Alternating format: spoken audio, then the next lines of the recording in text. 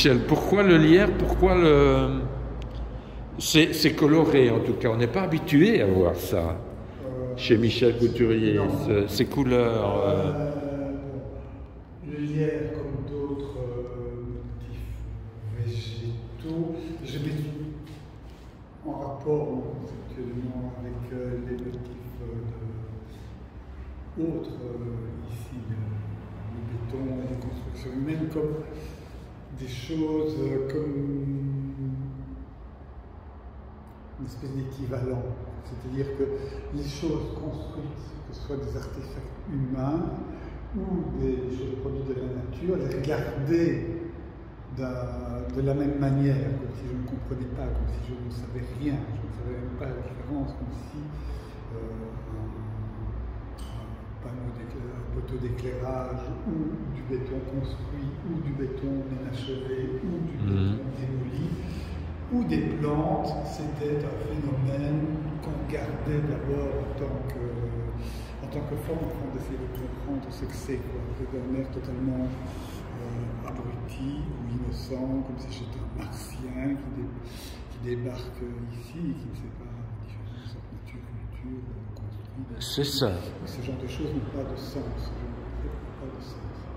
Et ici, donc, on est plus dans l'art abstrait, c'est plus dans la gestuelle. Non, alors là, il s'agit de faire quelque chose, de produire une œuvre. Alors, pourquoi la couleur maintenant? C'est la question que tu m'as posée maintenant, c'est parce que j'avais essayé avant et que ça ne marchait pas, ça me semblait accessoire.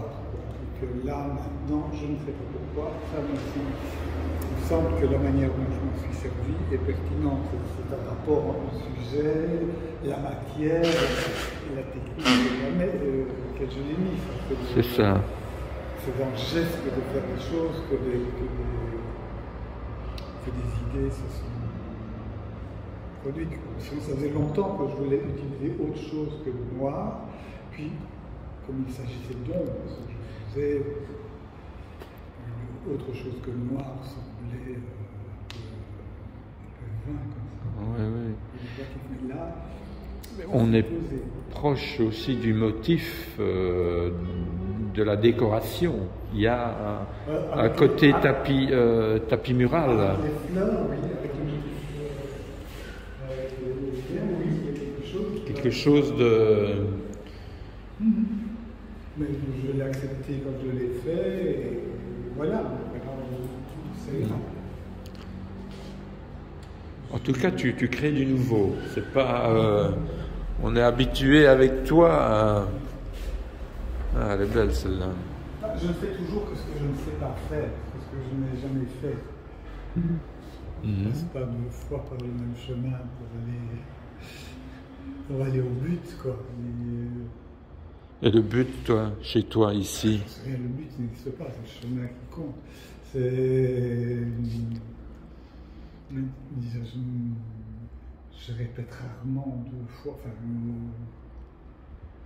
oui, c'est vraiment un travail. Toujours faire ce que je ne sais pas faire, ou faire ce que je n'ai jamais fait.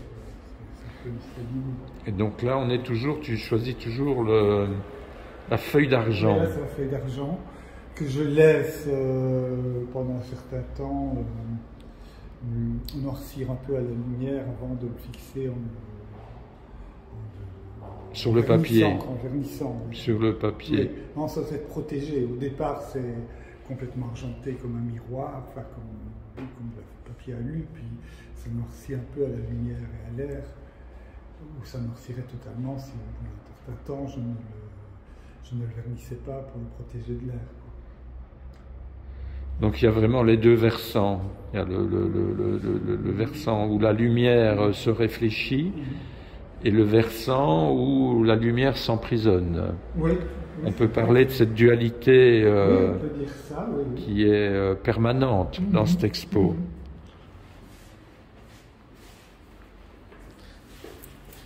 Ça, je vois, on est loin de tes premières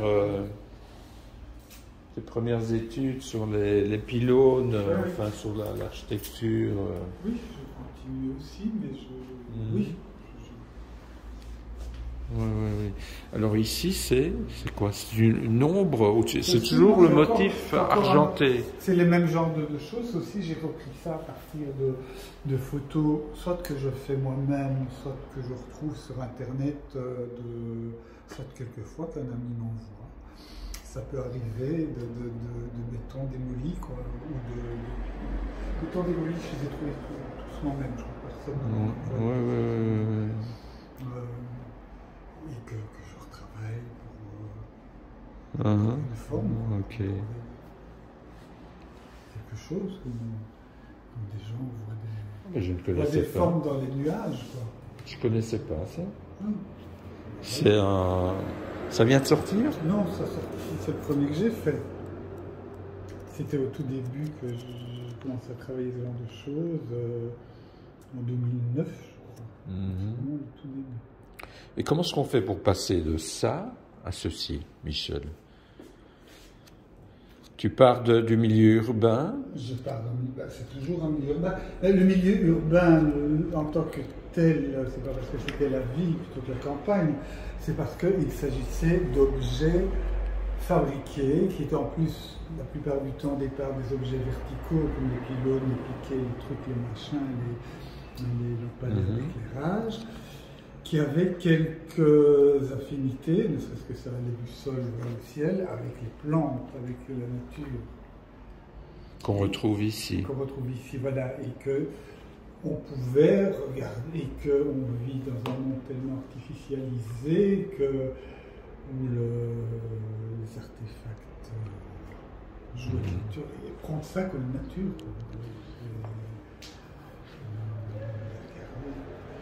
Oui, la zone de chalandise. Arranger avec l'univers qui est autour de nous, quoi. Essayer de comprendre quelque chose, d'y vivre sans rien y comprendre.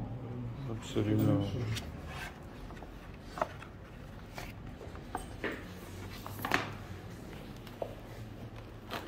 Tu fais toujours des dessins? Oui, c'est les dernières choses que j'ai faites, c'est ce qui est au mur ici. Oui, tu considères ça plus comme un dessin que comme une œuvre Si, je considère ça comme une œuvre terminée. Une œuvre terminée. Je considérerais. Il y a toujours un côté sculpture dans ce que je fais. En fait, c'est ce format-là auquel je reviens toujours, même déjà dans les années. Ce que j'avais fait dans les années 80 pour Rome. 86, c'est toujours ce format, c'était 1m5 sur 1m70, 1m8 sur 1m75, 76, un truc comme ça, le même format. Et un truc qui a un rapport avec la taille du corps humain, quoi. En gros, j'ai déjà dépassé un peu les 2 mètres, mais pas beaucoup. Et dans tout le travail, il y a un rapport au geste, évidemment, et aussi la matière. donc tu pars de la photo. Oui, là je pars d'une photo, puis et tu projettes. Je travaille. Techniquement, ce secret de cuisine n'a aucun intérêt, je peux le dire. Je pars de photos que j'ai faites la plupart du temps, que je trouve. Pour tout ce qui est fleurs, je les ai faites, si je me souviens bien. J'y trouve des formes que je détourne. J'ai d'abord du dessin par ordinateur, puis je du dessin sur le papier. Je définis un format que je rechange quand je projette, que je rajoute des formes, j'enlève. Et puis à travers toute la surface, si le bleu, enfin si la couleur est étalée sur toute la surface, c'est aussi parce que j'ai produit un rectangle de papier et qu'il faut que je traite toute la surface, quoi. Je veux la travailler, Oui, il y a des coulures. En gros, je mets la couleur comme un plafonneur. Ah oui. Je suis fils de maçon. Tu es fils de maçon. Oui. Donc je mets la couleur comme un plafonneur. Et puis je la frotte, comme je la cire en fait, parce que quand on a l'huile, il faut cire un peu. C'est wastique et pâture à l'huile, et je la frotte pour lui changer la surface, à la fois pour la prendre toute en considération et pour la. Ok. Ben écoute, tu as quand même fait une carrière. Hein.